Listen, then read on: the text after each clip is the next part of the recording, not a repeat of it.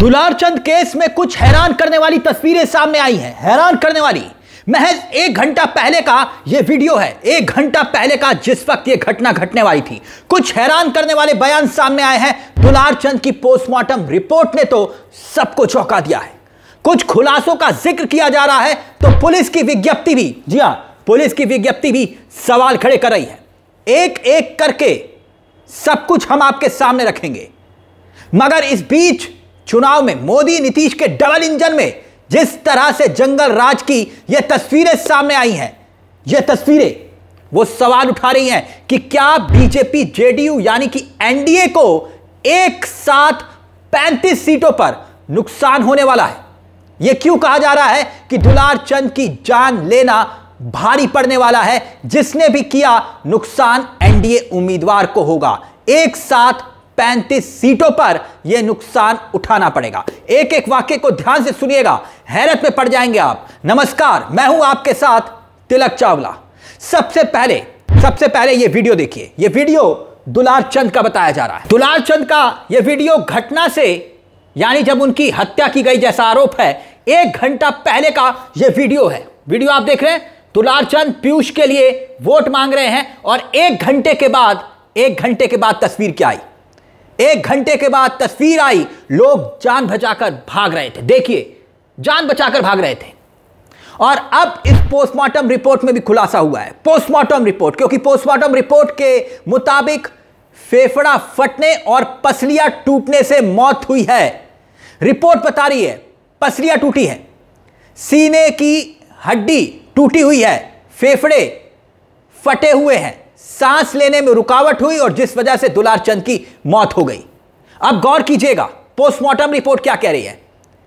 और दुलारचंद की मौत गोली मारकर हत्या करने की बात की जा रही थी, लेकिन पोस्टमार्टम रिपोर्ट में अलग ही थ्योरी सामने आई है।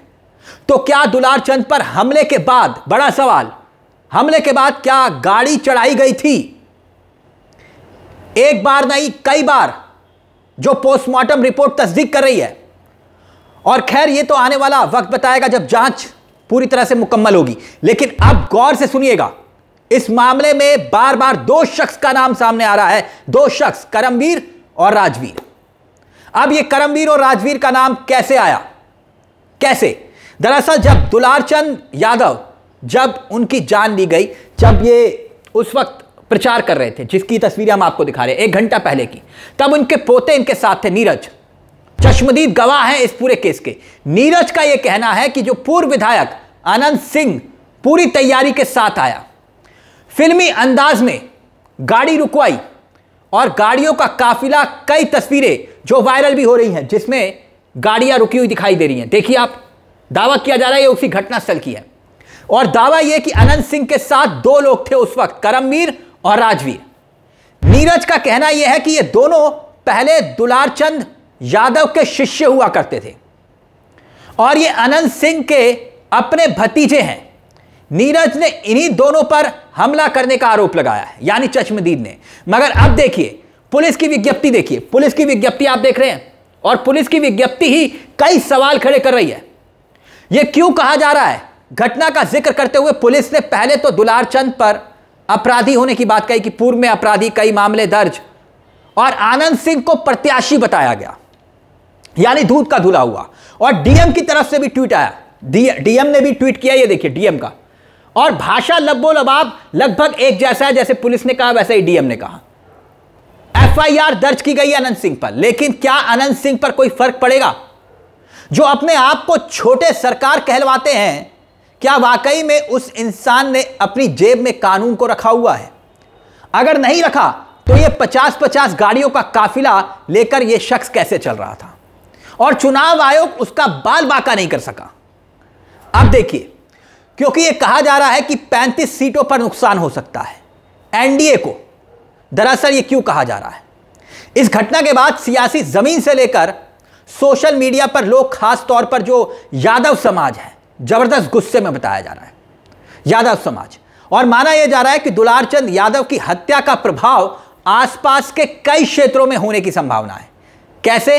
फतुआ, बख्तियारपुर, बाढ़, मोकामा, लखीसराय, सूर्यगढ़ के साथ साथ बेगूसराय और बरबीघा क्षेत्र में जनता गोलबंद हो चुकी है, आर पार के मूड में आ चुकी है। और कहा जा रहा है कि अचानक से ये आक्रोश के खिलाफ महागठबंधन की तरफ ये लोग जा सकते हैं। लेकिन मैं जिन 35 सीटों की मैं बात कर रहा हूं, वो 35 सीटें नीतीश कुमार के बेहद खास एक जाति से आने वाले वोटर्स, वो बहुत महत्वपूर्ण है। दरअसल दुलारचंद यादव महकमा के जन स्वराज के जिस उम्मीदवार पीयूष प्रियदर्शनी के लिए उर्फ लल्लू मुखिया के लिए प्रचार कर रहे थे, क्योंकि पीयूष ही लल्लू मुखिया है, उर्फ लल्लू मुखिया, उनके लिए प्रचार कर रहे थे। तो लल्लू मुखिया जो है वो अति पिछड़ी जाति से आने वाले धानुक जाति के हैं। धानुक समाज हर मोड़ पर मुख्यमंत्री नीतीश कुमार के साथ रहा है अब तक, जबकि उन्हीं की जाति से आने वाले लल्लू मुखिया यानी कि पीयूष, उनके साथ देने वाले दुलारचंद तो उनके साथ खड़े थे ना, उनके लिए प्रचार कर रहे थे। तो दुलारचंद यादव की जान गई। और जिस तरह से हत्या का आरोप नीतीश कुमार के लाडले आनंद सिंह पर लग रहा है, उससे धानुक समाज नीतीश कुमार से नाराज हो गया है। हमेशा से नीतीश कुमार की कृपा आनंद सिंह पर बरसी है। नीतीश के राज में ही तो जेल से बाहर आनंद सिंह को जमानत मिली। अगर नीतीश कुमार का उनके ऊपर आशीर्वाद नहीं होता तो यह ठसक आनंद सिंह की कहां से होती। महकमा अगर आनंद सिंह से कांप रहा है, थरथरा रहा है, तो उसके पीछे कहीं ना कहीं बिहार के मुख्यमंत्री नीतीश कुमार की ओर से मिला हुआ वरदान ही तो है, आशीर्वाद ही तो है। तभी तो आचार संहिता लगी हुई है और 50-50 गाड़ियों का काफिला चल रहा है। आनंद सिंह खुले में घूम रहे हैं 50 गाड़ियों के काफिले के साथ। उनके गुरूर ये कि उनके पास जो उनके गुर्गे हैं, हथियार तक बताए जाते हैं कि उनके पास हथियार है।